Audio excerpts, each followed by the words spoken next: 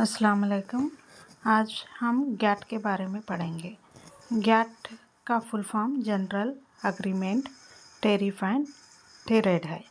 Gate यानी दारोमदार और तिजारत का माहिदा है। ये एक माहिदा है जो तिजारत के लिए अहम होता है। इसका ऐलान 1946 में किया गया। गैट का ऐलान कब हुआ? 1946 में।